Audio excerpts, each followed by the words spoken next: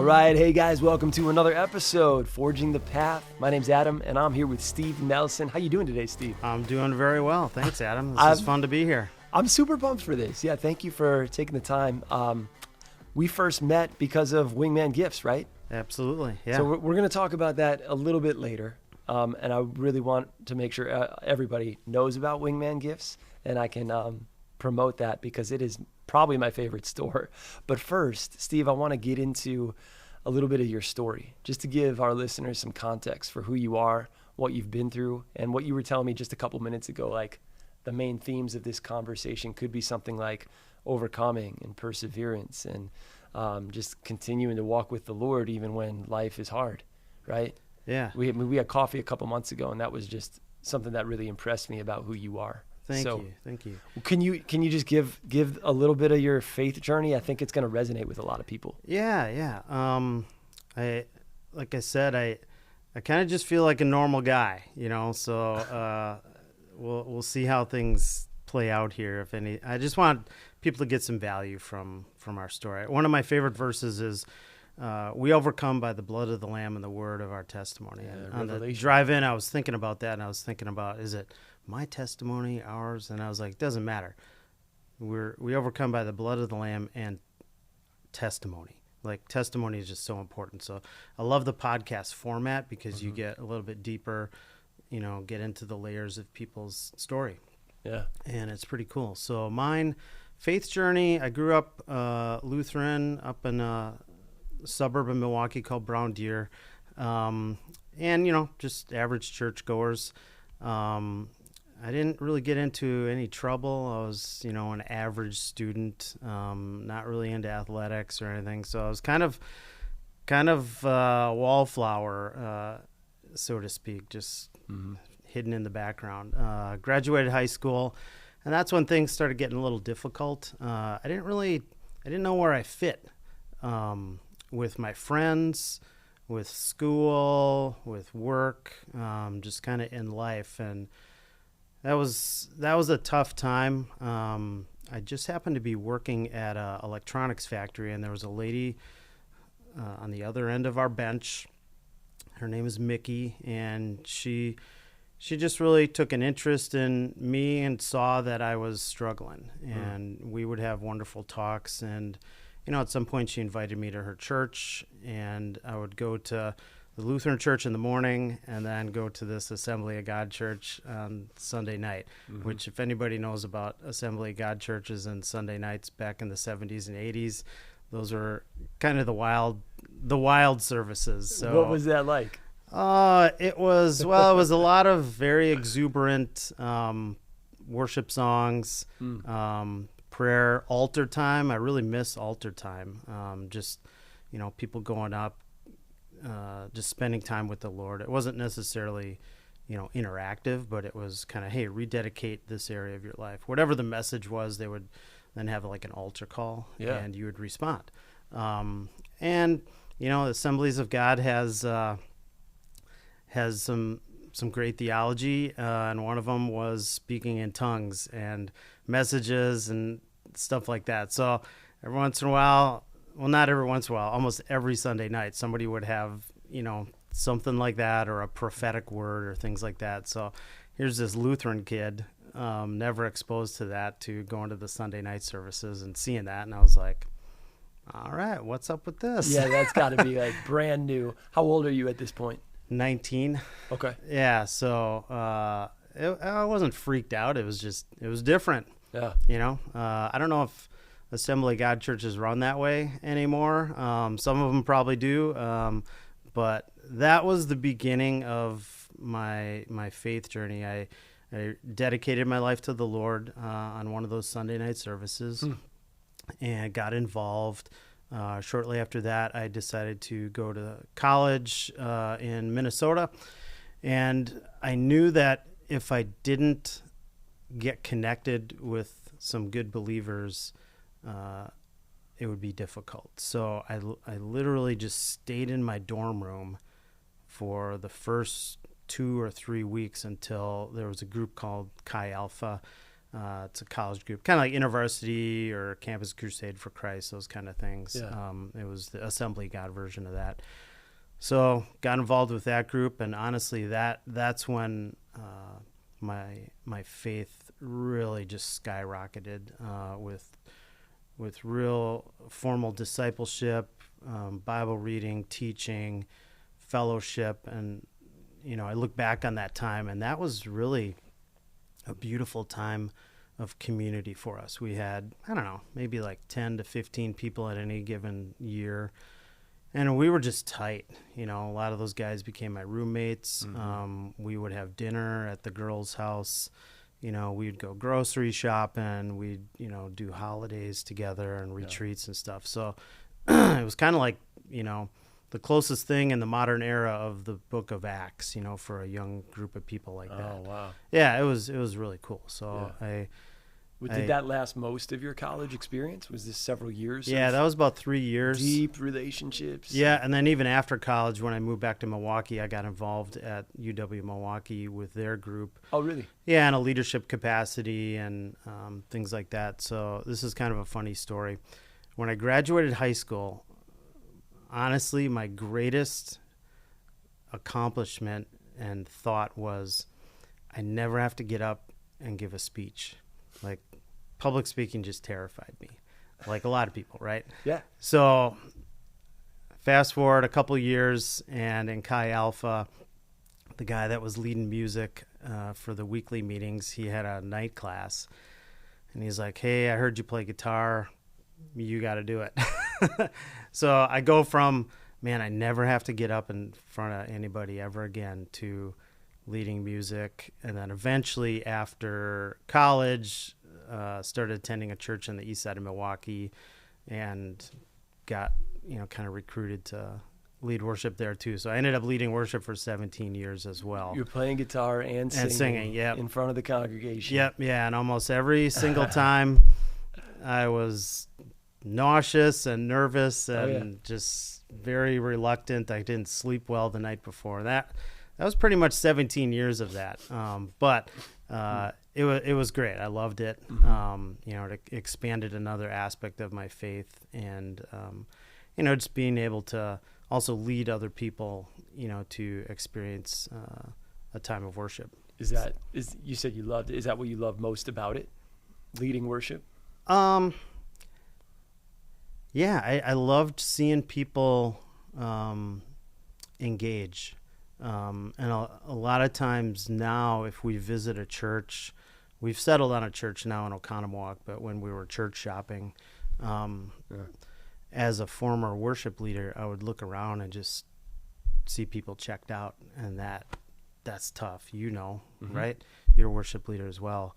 Mm-hmm. And it doesn't have to look a certain way, but you can just tell, when people are together in a corporate worship setting. Mm-hmm. And that's really important to me, to make sure that whatever church you're at, that people are together in the worship time. And it's not always about singing. There's fellowship, there's giving, there's communion, there's service, things like that. So it's, we've kind of reduced worship to just the music portion, but worship in its truest sense is a lot more of that, just doing things together. It's all of life.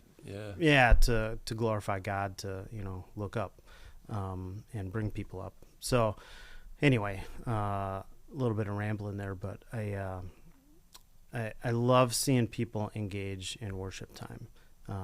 So that was really what I enjoyed the most, And honestly, there was a lot of mornings where I'm like, I'm the last person that should be up here, just like I had a rough week. I wasn't perfect. Just I'm not ready for this. I'm not prepared. I didn't pray, all the shoulds mm-hmm. and stuff like that. Mm-hmm. And then I don't know how I remedied that, but I just kind of let go and was like, all right, we're just going to do this. Yeah. You did 17 years, you said, right? Of leading worship. No longer necessarily. Right. Yeah. continue taking us through some of your story of you were leading worship. What else was going on in your life at that time? At that time, I was dating my now wife. We dated a long time. People had a hard time with that, but I had to work through some stuff and figure out who I was. Okay. And so that was the reason for the long dating time. I don't know. There's probably a lot of reasons for it, but mostly I'll take the hits on that one. But we're 15 years in, and we're good, and I can share some of the stuff that came shortly after we got married that really bonded us quite a bit. But yeah, maybe I'll just go into that. Do it. So we got married in 2009, 15 years ago, and about a year later, my wife was pregnant, and we lost our first son. He was stillborn. So it's different than a miscarriage, and obviously different than passing away after being born. Right. So obviously that was, I won't go into all the details of that, but that was extremely tough. That's crushing. Crushing. Great word. It's crushing. I think I was 7 when I had a sister who was stillborn. And really? I saw what that did to my family. So sorry. Yeah. I was too young to really be hit by it myself. Right. And I remember me and my brother were staying at my grandma's house, and the way that my dad called my grandma from the hospital, the way that my grandma relayed the information, I had thought as a 7-year-old, my mom and my new sister died. Oh, no. And so I was completely devastated for about 5 minutes. And then as Grandma and Grandpa kept explaining to us, I realized, my mom's not dead, just my baby sister. And then I felt a little better, and then I immediately felt guilty for like this is still a sad time. So I was just so young, I couldn't really put the pieces together. But the only reason I share that, because I want to get back to your story, is just I see what I've seen what miscarriages can do to a family dynamic, but I've seen what stillborn instances can do to a family dynamic, and it is crushing. Yeah, it can tear apart marriages. It can devastate families, even extended families. It can end friendships because friends don't understand, why are you grieving?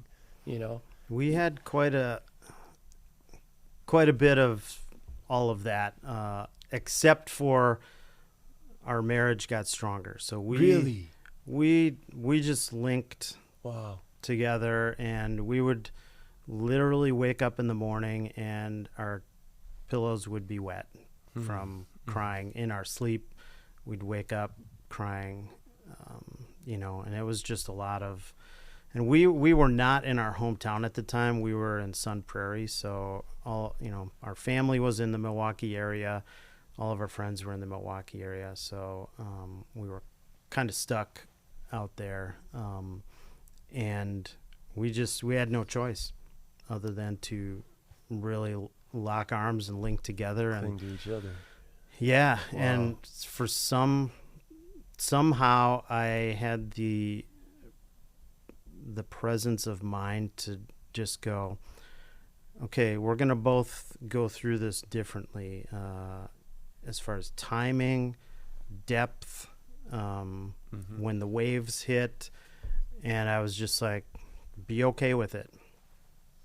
She's going to have a different reaction to this than you are. And that's just kind of how we rolled. We did go to some groups, and one thing I noticed was around the table, if there was, like 15 people, half the guys were missing.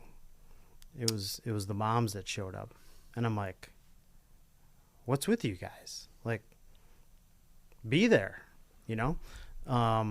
so that really impacted me, and I was like, I'm not going to be one of those guys, because I had imagined my wife going, because how we found out about it was we went to the 20-week ultrasound where you can find out the gender and things like that, and I had not gone to any other of her appointments before that.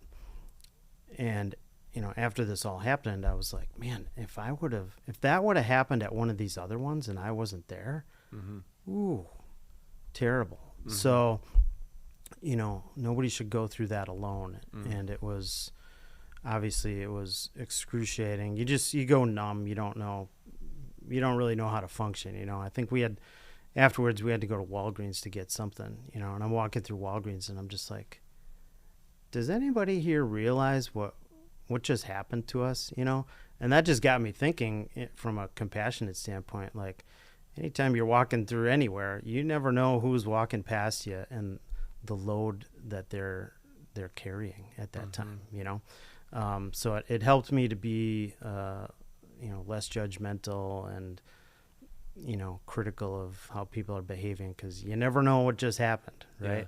What kind of news they just got, or a phone call or something. So that's good advice. Yeah. So anyway, through that was very difficult. There was a time period where I didn't listen to music. Loved music. I didn't listen to music for a couple months. Didn't watch movies. I don't even know what we did. Like, it's kind of a blur. Like, we sort of ate and, eventually went back to work and when functioned. You're in that much grief, that much pain. Yeah. I think time and space and memory all become a little bit of a blur. Yeah. You go on autopilot. And we did have friends sort of disappear. So we were both leaders at our church where we met and when we got married. And then we moved right after that. So people knew us as, as stronger believers. Yeah. And then we get devastated. And I think, this happens often enough, but they were like, we're not okay with you not being okay. Like, snap out of this and come back to, being the regular people you were. Nobody said that, but that was kind of my interpretation of like, well, why would someone leave us or not communicate or reach out during the most devastating part of our life? Like, why would that happen? And we didn't have time to dwell on that. It's not a good thing to think about anyway, but we just kind of got through it,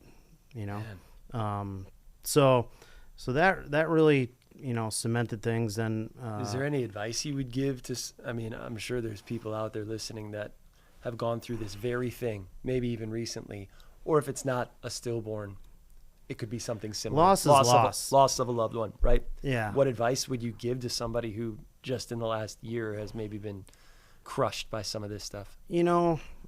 What I would recommend is just lose the judgment on how people grieve. It's very different, and you don't know it until it comes up. There's no classes you go for. It's not like, it's not like training.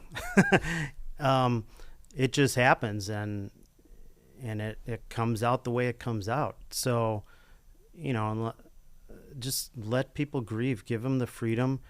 Connect with your spouse. Or whoever it is, if it's a parent that, maybe you lost your mom or dad and, they're the one that's left behind is hurting, just connect. But, from my experience with my spouse, just be there, cry with them, just be quiet. Don't try to fix things. That's a really hard thing, for people. I have another story. I have a close friend who lost his teenage daughter to a very, very terrible situation. And it was about sometime in winter. This happened in fall. Wintertime, I just called him up. I was like, hey, I'm going to pick you up. Okay. So we just drove. Didn't say anything. Just drove around in the snow. And eventually he goes, hey, would you mind going to the cemetery? Sure. Let's go right now. So we pull up to the cemetery. We walk in the snow. We get to, kind of a fresh grave. And he just drops and weeps. And I've never experienced that before, And as his friend, I'm just like, guys, we don't know what to do. What do I do with my hands? What do I say? And I just let it unfold. He had to get that out. and I was safe. So another piece of advice would just learn how to be safe, to someone, around someone, for someone. There's a movie.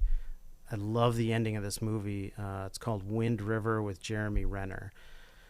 It's a terrible story, and it's pretty violent. So you're not recommending the movie, but there's a lesson in there? Well, I think most guys watching your podcast can probably handle it. Right on. It's I liked it. I've watched it a couple times since. So Jeremy Renner is like a police agent or something like that, and he's investigating this death on an Indian reservation. Mm-hmm. And the father, at the end of the movie, they figure it all out. Mm-hmm.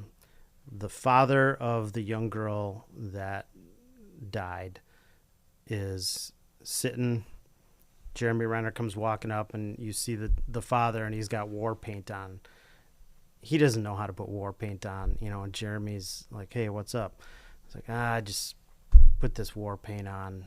This is my grieving time or something. So he's sitting there, they're talking a little bit, and they're like, okay, well, let's go. And then the father, he just says, do you mind if I sit here a minute and, be sad? And Jeremy Renner, his character, he just pauses and he looks over and he goes, I'm not going anywhere. And that was really profound for me. For a guy, it's like, well, no, let's go to the bar, let's shoot hoops, let's go do something, But sometimes you just got to sit in that sad place and let it pass, mm-hmm. and not have somebody rushing mm-hmm. you in, past that. So, mm-hmm. So yeah, be available, don't be judgmental on the grieving process, and just be present as much as you can. Reach out, and even with friends, just call, send texts, frequently. And it doesn't have to be always steeped in the sorrow of what took place. It could just be, hey, thinking about you. Right. Stuff like that. So right. Anyway, how did your family navigate that time? Oh man. If you remember, I know you're 7. I don't really remember it very well, honestly. But I think there's still conversations we could have about it, because I don't think even to this day, I'm not so sure that my family is healed from it. Mm-hmm. At least not all of us, right? And that's the thing about grieving well, and learning to be there for people who are grieving well. Like I heard a quote years ago. Job, remember the story of Job? Mm-hmm. Yeah. Job's friends were great until they started talking. Because if you read in the story of Job, when he goes through all this devastation and suffering, and he's sitting in an ash heap, loses all his sons and daughters, and he's got sores all over his body, his friends come and they just sit with him for a week. Then they start trying to tell him what he's doing wrong and what he needs to do next, and giving him all the should. You should. Here's why this is happening. And then they start being idiots, right? But for a week, they just sat with him in silence. They should have just continued. They should have just continued that, because that's kind of what he needed in that moment. So, I think that's a whole conversation that I'd like to have with people in my family. But it's, learning to grieving well. I've heard other people say, my prayer for you after they lose a loved one is that you would grieve deeply, and that you would grieve well, and that you would also grieve with hope. Mm-hmm. That you wouldn't be without hope, even in the devastating circumstances that you're going through. Yeah. And I'm here. That's it. And that's really all they say. And I'm like, that's well done. That's really well done. Just be available, be present. You're not giving a ton of advice, and you're just saying, my prayer is that you'd grieve however you need to, but that you'd always you come through it with some hope. Yeah. At the end. Hey guys, I want to take a minute and give a huge shout out. Thank you to all of our Patreon supporters out there. Without you guys, this show's not even possible, and it allows us to do some cool swag stuff like this mug right here. We're coming up with hats, t-shirts, things like that. But more importantly, we're going to be releasing some exclusive content that's only for our Patreon supporters. You're not going to want to miss that. So if this show has been any encouragement to you whatsoever, you guys got to get on patreon.com/forging the path. As little as $10 a month. Every dollar helps. Go there today and check it out. If you or anyone you know is thinking about buying a home or refinancing the home that you're already in, you got to reach out to Michael Creed and his team today. I've been in real estate for over 10 years now, and I can tell you there's no one better when it comes to the lending side of things than Michael Creed and his team. They take time to get to know every client. They treat every transaction like it's the biggest one of their lives. They give them all the options, educate them every step of the way, and they guide everyone to a really successful closing. We love working with Michael Creed and his team. So, once again, if you're thinking about buying a house or refinancing, you need a great lender, talk to Michael Creed and his team today. You can text them at 262-696-9048. Tell them that Adam from Forging the Path sent you. They'll take great care of you. We all know that real estate is the single best investment. It outperforms almost every other option in the long term. And my wife and I, we've been in real estate for over a decade, and we love helping people sell and buy homes. When it comes to the selling side of the equation, our goal is to help you sell your home for the most amount of money with the least amount of stress. And when it comes to buying, we want to help you find that dream home that has everything you need it to have without overpaying. And our goal is to make the whole process, whether selling or buying, really smooth and a great experience for everyone. So if you or someone you know are thinking about buying or selling a home in the near future, reach out to Zastrow Family Real Estate. You can look us up online, or you can call or text me directly, 262-725-2855. And by the way, we're powered by a great company, Realty Executives Integrity. If you're thinking about getting in real estate, or maybe you're already in real estate and you want to take your business to the next level, let me know, because Realty Executives is the best of the best. Yeah. So one of the other. How'd you get through it? Oh, go ahead if you have another. It was just time. Yeah. And connection. Because now you guys have a son. Yeah. And so there had to have been a season where you kind of, the light at the end of the tunnel started to show. Yeah, that was a tough pregnancy for her, but also emotionally for me, because I was like, did you feel anything? How you feeling? Did you feel a kick? Stuff like that, because I was like, oh, in your mind, you're like, this is going to happen again. Right. So we changed some things up, with some medical situations. She had what they call low progesterone, which is a hormone. You think of it pro-gestation. So gestation is the time period of growing a baby. So she needed supplemental shots with that. So that was me every night. Hard to give your spouse a shot. It's not fun. But she and one of the doctors are convinced if we didn't do that and monitor that, we wouldn't have our son today. So one of the big things we learned through that is you got to advocate for yourself, because she got pushback from, her gynecologist, the healthcare system. Yeah, you don't need that. You don't need that. And we found it elsewhere, and another guy tested for it, and he's like, no, you need it. So you got to advocate for yourself. And a lot of times go with your gut too. Like what's your gut telling you? But so yeah, we have a 12-year-old son now. He's awesome. It's a blast. I love being a dad. Being a dad is the best. Oh, it's awesome. Yeah. It's the most challenging, most awesome, like at times most frustrating and difficult, but beautiful. Yeah. It's just this weird combination of everything that's beautiful and hard. Yeah. A lot of laughing, some yelling once in a while, and early on tears, and all the drama, but not so much now. It's pretty good. We have fun. That's awesome. But the other part of the story I wanted to touch on was a little bit after my son was born, and I'll compress this. I got really sick. We didn't know why. It took 2 years to find out that I had Lyme disease. So that is a whole big mess, and extremely difficult.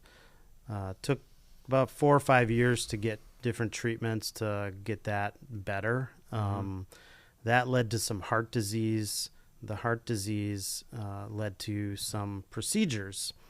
And the procedures, they went okay, but I clogged up again within 6 months, and I had to have some more stents put in.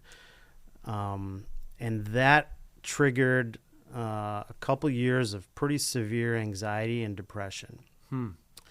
And when you just mentioned grieve with hope, the thing that I learned about being in like clinical, really serious depression, I had no hope. And I think back to those two, difficult, dark periods of our lives, because Amy carried that burden too. It wasn't just me. But the first round, losing our son David Lincoln, I knew things would get a little better with time. When I was in depression and anxiety, I had no hope, because you go see a doctor or you try a medicine or something and it's like supposed to help. Didn't. Now what? Try this. This didn't. And after a time period, it's like, this is going to go on for, I can't, there were days where it was like, God, I'm okay if I don't wake up tomorrow. Yeah. My family's going to be okay. Yeah. It's going to be difficult for them, obviously, but I can't do this anymore. So I don't fully understand everybody else's story, and perhaps there's people watching that are going through that right now, but it's the worst when there's no hope. Yeah. So that led me to eventually getting some help at Rogers Behavioral Health in Oconomowoc. And they helped me basically get my life back, and maybe a good transition to Wingman. When people come into the store and we just start talking, because they're like, what's your story? Like, this is different. I'll share little bits of it, but then I'll just say, this is my comeback from really severe depression and anxiety. This is my comeback. This is my comeback. Yeah. That's a great hook. Yeah. That's the title for the show. It's awesome. Yeah. So, okay. Well, thank God for things like Rogers, good people out there. Yep. Like, that's awesome. You started to come out of that time of depression. What did that look like? I mean, that's because of the help you got at Rogers? Yeah. I mean, they do it different. We didn't spend time talking about, my childhood and, past traumas and things like that. It was, okay, what do you got coming up next week? Because I was missing. So it's more about looking forward, right, than trying to analyze. Yep. The past. Yeah, it wasn't unpacking. It was retooling for the future. So, they have, different terms on how they do things. But it was hard work. I think I went there 4 days a week, 3 hours a day, and it was intense, very intense. But I applied myself. One of my aha moments in the beginning was they do this, it's called a values assessment. So they have a sheet of paper, and it's got faith, family, work, recreation, like all these different categories of life. And then you write down what importance that is to you. So, family is always a 10, faith is Scale right up of there 1 to too. 10. Yep. Yeah. And then you go over to the next column and you have to be really honest, and you write down, how am I doing at this? And I got to the family one, and because I wasn't participating with my family, I wasn't going to family gatherings, just the anxiety was so great. And we just made up stories. We didn't, some family members, if they watch this will be the first time they're like, what? But we had to be safe with who we could tell about this with, because, even families don't get it. Well, just, you'll get over it. Just these pithy little sayings. And when it's dark and deep and clinical and that level of, a lot of times people are talking about their anxiety nowadays. And I'm like, okay, is that like real anxiety, or is that just you're nervous and kind of get the flutters, Right. So I get to the values assessment where I have to fill in how I'm doing with the family, and it was like a 1 or a 2. Oh, wow. And I'm like, I started crying, like, because there was just the reality of where I was at hit me, So we can be going through life and, be the champion of, yep, faith, family, and, America, or whatever your things are, but if you're not actually functioning in those, there's a big discrepancy. And that's where I had to start doing the hard work. So it was, hey, what do you got coming up next week, next month? And we did have some out of town events scheduled, and I did them. I made it through it, and it was a lot of it was just one step at a time. And that translates really well into the Wingman story. When we decided to start Wingman, I didn't have any retail experience, very little, if any, business experience, and a lot of voices were saying, "You can't do this. You don't have the experience. Of course. You're in your 50s. Why would you, take something like this on? It's such a career change. Go back to what you were doing before. I was in video production for 25 years. Just go back and do that." Well, no, we prayed about it. We counseled with people. We, got some good advice, and we were like, well, we're either going to talk about this store concept forever, or we're going to actually do it. So once we decided to do it, it was just one step at a time, one phone call, one email, one conversation. Yeah. And, you don't know what you don't know until you start like taking steps towards it. There's those sayings about, a sailboat, with no wind isn't really going anywhere. You need the wind. You got to take some action. You got to create something. So we like to say you can't steer a parked car. Right. You got to at least give it some forward momentum, and you can course correct along the way. But if all you do is sit there and analyze, you're actually not going anywhere. Right. So yeah. So there was some hesitation when we were doing the build out. I had all the product. We had the build out pretty much done, and I don't even know what I was waiting for. It was just like, and eventually my wife's like, "Okay, can we open?" So we had a friends and family opening. And she left the door open, and thank God for good wives, right? Exactly. Yeah. So you opened? Yeah. We had the door open, and other people from I'm like, "Hey, that's not friend or family," and she's like, "Hey, come on in," So I'm like, "I guess we're open." So sometimes that failure to launch kind of concept, sure. But well, tell us what's the mission of Wingman Gifts in Delafield? Yeah, so Wingman. It's a men's retail store, and we just really want to provide really good quality men's, I call it daily use products, to, help you be, I call it prepared and ready, and just really fly alongside people. So people are like, what's the name mean? And the vision that I have is just the traditional, wingman formation. Like you have your lead, leading the mission, and then you have the other support pilots and planes like helping you on your mission. So we're one of those in people's lives, and it's been really great to get to know people and to, especially we're coming off of Christmas time, to just be a part of people's special events, special holidays. Yeah. We've been,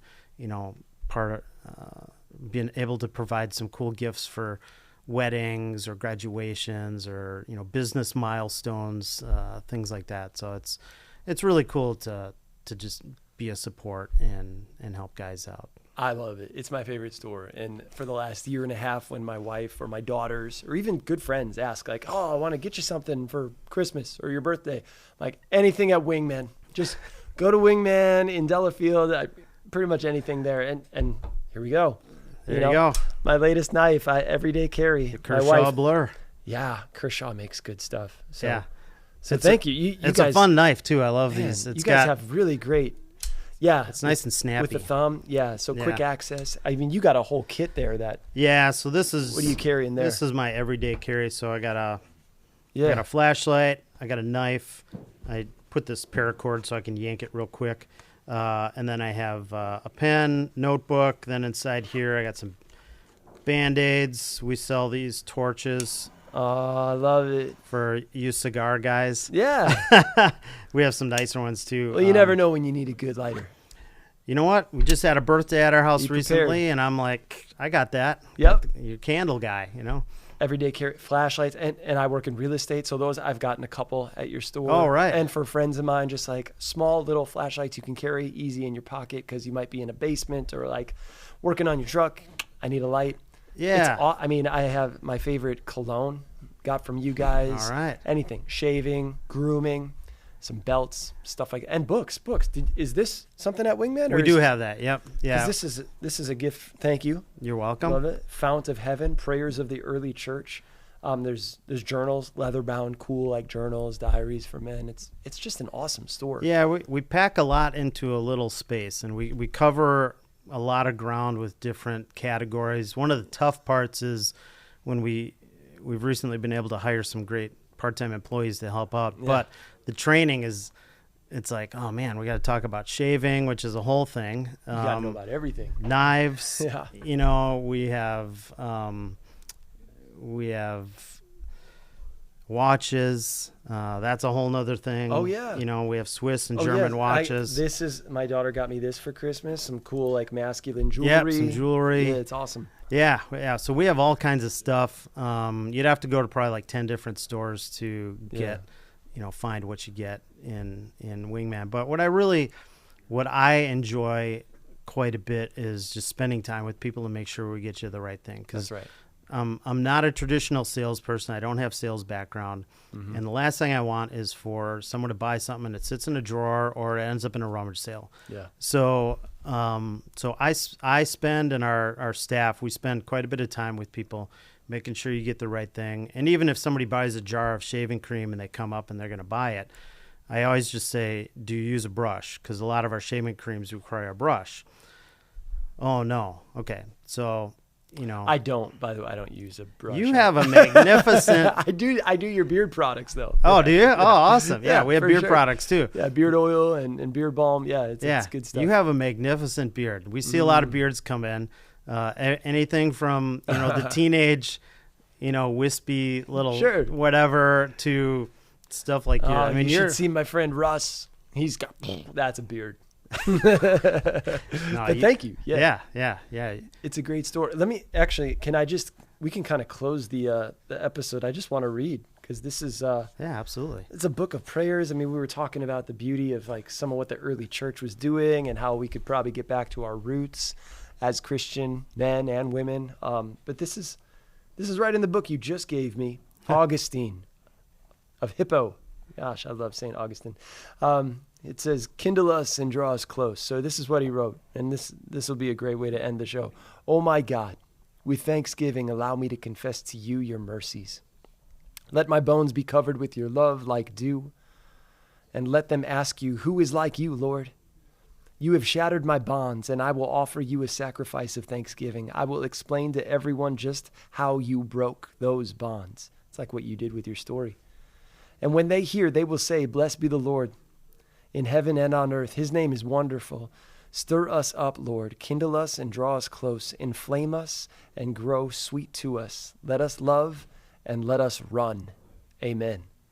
Dude, this whole book. How did you find that? I don't. It was in the bookmark that you had in there. Yeah, man. That's.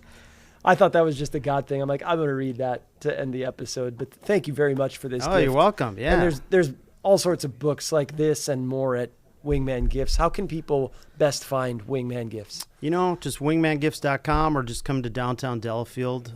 We don't do a whole lot online, but just Wingman in downtown Delafield, right next to Blue Collar Coffee. Everybody loves their coffee and their tea, and we'd love to spend time meet your viewers, and this has been cool. I really enjoyed it, and Yeah, Steve, thanks for taking the time. Yeah, you bet. Everybody make sure to go check out Wingman Gifts in Delafield, and we'll have to have you back again soon. Thanks so much. You bet. Thank you.